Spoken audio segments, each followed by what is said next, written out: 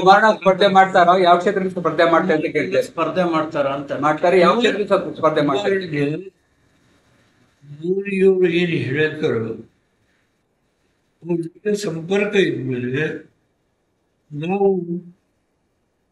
ಅವ್ರು ಏನು ಹೇಳ್ತಾರೋ ಅನ್ನೋದನ್ನ ಈಗಲೇ ಊಹಿಸಿ ಕೆಲವು ಮಾಧ್ಯಮಗಳು ಹೇಳ್ತಾರೆ, ನನಗೆ ಗೊತ್ತಿಲ್ಲ. ಅವ್ರು ಹೇಳಿದ ಮೇಲೆ ಮುಂದೆ ತೀರ್ಮಾನ ಮಾಡ್ತಾರೆ. ಒಂದು ನಿಮಿಷ ಮುಂದೆ 17ನೇ ತಾರೀಕು ಅವನು ಕರೀತಾರೆ. ಹೀಗೆ ಕೆಲವು ಮಾಧ್ಯಮಗಳಲ್ಲಿ ಮಂತ್ರಿಗಳಂತ ಹೇಳ್ತಾರೆ.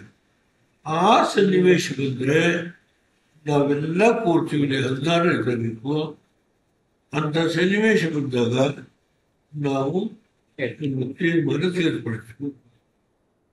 ಇದರಲ್ಲಿ ಯಾವ ಚಿಂತೆ ಇಲ್ಲ. ಸಂಕ್ರಾಂತಿ 15ಕ್ಕೆ ಮುಗಿಯುತ್ತೆ, 16ಕ್ಕೆ ನಾವು all senior leaders will be here. If such a circumstances arises, we will take a decision. ಅದರಲ್ಲಿ ಏನು ಸಂಶಯ? ಹಾಸನದಲ್ಲಿ ಮಂಜಣ್ಣ ನಿಲ್ತಾರ, ಪ್ರಜ್ವಲ್ ನಿಲ್ತಾರ ಅಂತ ಯಾಕೆ ಸಮಸ್ಯೆ ಉಂಟು?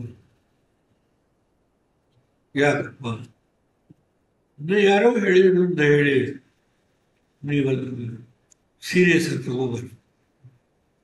ಒಂದು ನಿಮಿಷ ಬನ್ನಿ, ಒನ್ ಟೈಮ್ ಸಿಟ್ಟಿಂಗ್,